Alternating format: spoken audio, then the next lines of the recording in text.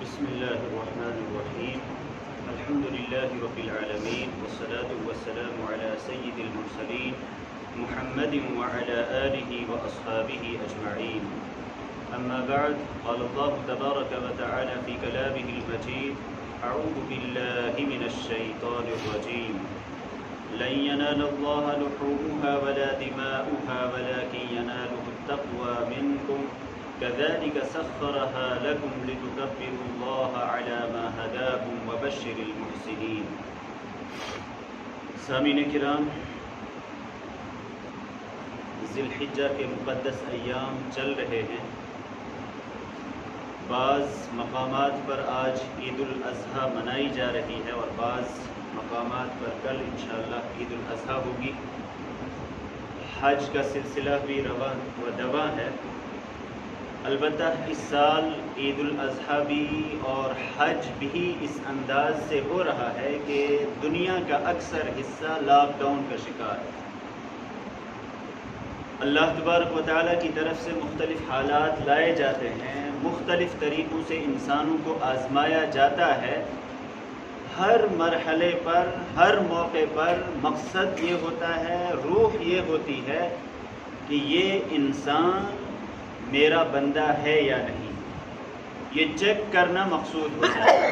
اللہ مسبب الاسباب، پوری دنیا کا خالق ہے، مالک ہے، اسی کے پاس پورا کنٹرول ہے. ہمارا عقیدہ ہے کہ اس کے سوا کوئی حاکم نہیں، کوئی معبود نہیں، کوئی الہ نہیں. اس کے اذن کے بغیر، اس کے حکم کے بغیر کوئی پتا بھی نہیں ہل سکتا ہے. پوری دنیا میں جو بھی کچھ ہوتا ہے وہ اللہ کے حکم سے ہوتا ہے. اللہ اس پر قادر ہے کہ آن کی آن میں پوری دنیا سے وائرس کو ختم کر دیا جائے اور پوری دنیا پھر ویسے ہی ہو جائے جیسے پہلے تھی. لیکن اللہ تبارک و تعالیٰ نے اس دنیا کو دار الاسباب بنایا ہے، آزمائش کا گھر بنایا ہے. یہاں مسلسل ایک انسان کی آزمائش ہوتی رہتی ہے اور سب سے زیادہ آزمائش اس کی ہوتی ہے جو اس بات کا دعویٰ کرتا ہے کہ میں اللہ کا ہوں اور اللہ کا بن کر رہوں گا. اللہ کے رسول صلی اللہ علیہ وسلم نے اس حوالے سے بڑی صراحت کے ساتھ ارشاد فرمایا ہے کہ اشد الناس بلاء الانبیاء ثم الامثل فالامثل. ابتلاء اور آزمائش سب سے زیادہ اللہ کے برگزیدہ بندوں انبیاء کی ہوا کرتی ہے، پھر ان لوگوں کی ہوا کرتی ہے جو ان کے نقش قدم پر چلتے ہیں. عید الاضحیٰ اس کی بہت سی خصوصیات ہیں. اصلاً ہم ملت ابراہیمی کو ماننے والے ہیں، ابراہیمی طریقے کے پیروکار ہیں. ابراہیم علیہ السلام جو پیغام، جو میسیج، جو دین، جو طریقہ چھوڑ کر گئے تھے، اللہ کے رسول صلی اللہ علیہ وسلم جو خاتم الانبیاء ہیں، خاتم المرسلین ہیں، آپ صلی اللہ علیہ وسلم نے اسی پیغام کو از سر نو زندہ کیا. تو ابراہیمی سنت، ابراہیمی طریقہ، ابراہیمی دین وہ توحید پر مبنی ہے، شرک سے بیزاری پر مبنی ہے.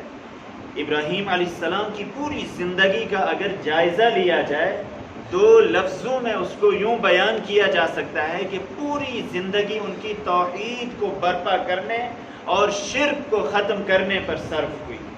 اسی لیے ان کی قربانیاں، اسی لیے ان کی ہجرت، اسی لیے باطل کے ساتھ ان کی کشمکش، اسی لیے ان کی تمام آزمائشی مراحل ہوتے رہے، گزرتے رہے، تاکہ توحید کو قائم کیا جائے اور شرک کو ختم کر دیا جائے. ابراہیم علیہ السلام کو جو ماننے والے ہیں، ان کا اصل مشن، ان کا اصل پیغام، ان کا اصل دین بھی یہی ہے کہ ہمیشہ توحید پر وہ قائم رہیں اور شرک سے بہت زیادہ دور رہیں.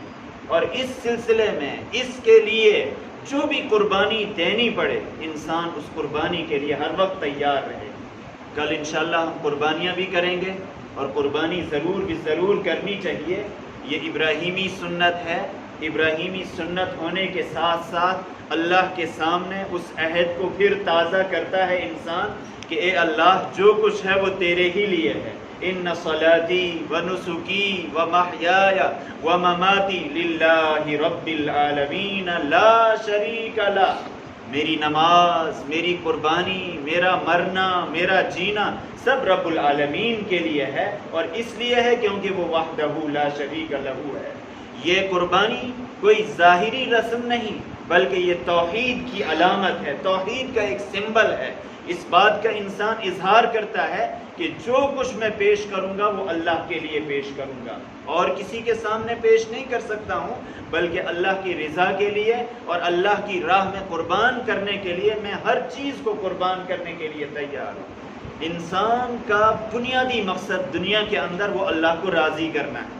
اگر رب ہمارا ہم سے راضی ہے تو ہمارا بیڑا پار، لیکن خدا نہ خواستہ پوری دنیا راضی ہے لیکن ہمارا رب ہم سے ناراض ہے، دنیا میں بھی ناکام اور آخرت میں بھی ناکام۔ یہی پیمانہ ہمارا ہونا چاہیے ہر مرحلے پر، ہر کام کرتے ہوئے، ہر عمل کو انجام دیتے ہوئے۔ شیطان کیا کراتا ہے؟ شیطان کا کام ہے لوگوں کو راضی کیجئے، نظام وقت کو راضی کیجئے، چاہے نعوذ باللہ اللہ ناراض ہو جائے۔ یہ ایک ایمان والے کا کام نہیں ہو سکتا ہے۔ اللہ کی طرف سے بار بار ہمیں یہ بات بتائی گئی، دہرائی گئی، اس کی ہدایت کی گئی کہ تم جو ظاہری اعمال کرتے ہو اللہ کو یہ مقصود نہیں۔ نماز کی ایک روح ہے، روزے کی ایک روح ہے، قربانی کی بھی ایک روح ہے، اس کا بھی ایک مقصد ہے، اس کی ایک جان ہے۔